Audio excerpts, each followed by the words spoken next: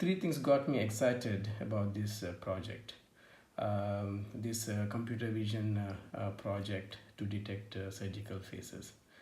First of all, it's a high value application impacting human lives, and it's an opportunity to learn image recognition using CNNs and sequence prediction using LSTMs. And third thing, we get to build a real application using TensorFlow Keras. One good thing about this application was well-labeled data from gallbladder surgery was already made available as a part of a workflow challenge. So three things about this data were relevant to our project. First of all, there are 7 labels corresponding to 7 phases of the surgery. Secondly, it is heavily unbalanced, and we used data augmentation to get even distribution. And third thing is there is a Markov structure in the surgical flow, and we could convert this maximum likelihood estimation into a map estimation. Coming to the project, coming to building the model, for image classification, we used VGG16 convolutional network, which has a good accuracy in image classification, and also we could leverage transfer learning. For sequence prediction, we went with the LSTM as it doesn't suffer from a vanishing gradient issue unlike a normal RNN. We implemented the model in Keras, where CNN was wrapped in a time distributed layer to feed output of time steps into LSTM. The softmax layer at the output of CNN was replaced by maximum average pooling layer, and it is fed to the LSTM with the time step of 25, which corresponds to 5 seconds. And in our experiments, we found it best captures the surgical activity. We divided the dataset into 27 videos for training and 14 videos for validation and 14 for test.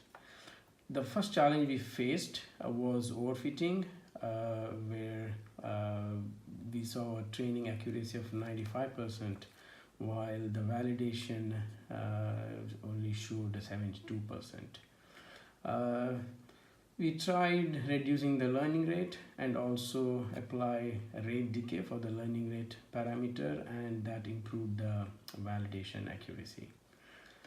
Next, we tried to optimize number of LSTM cells in the LSTM layer, and we found that 2048 is the best fit, which is a compromise to avoid overfitting and underfitting.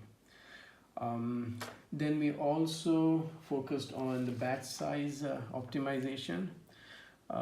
We found the overfitting issue is more severe with the higher batch sizes above 16. And we found a strange interaction between LSTM and CNN layer.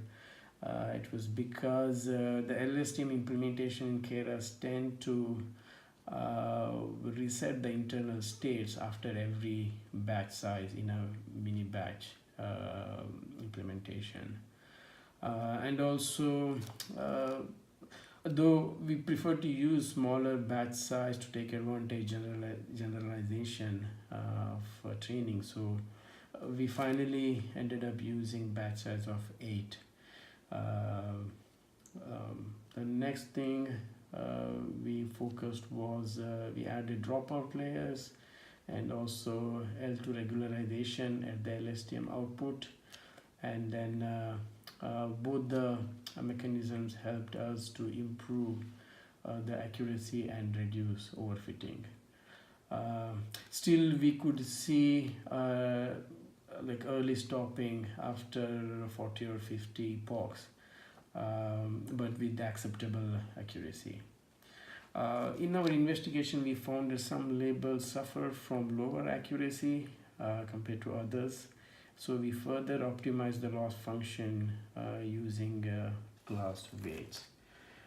We also played around with the different architectures of LSTM. We tried stateful LSTM, stacked LSTM, though we didn't get to optimize. But finally, our the accuracy with the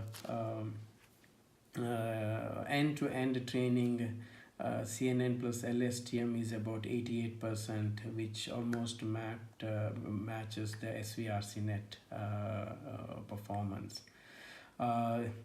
During building this model in an incremental way, we played around with the VGG16 only estimation. We tried VGG16 plus LSTM, where they are trained differently, which has advantage of tuning this hyperparameter independently. But in the end, we found end-to-end training is the way to go, where we achieved 88% accuracy. The work is not finished yet. We still have we have to resolve this overfitting issue, as it might improve the accuracy further. And we also want to explore stateful LSTM and add more layers of LSTM as stacked LSTM to improve the performance. So far it's been a great learning experience, and it is a great satisfaction to see a working model achieving 88% accuracy. Thank you.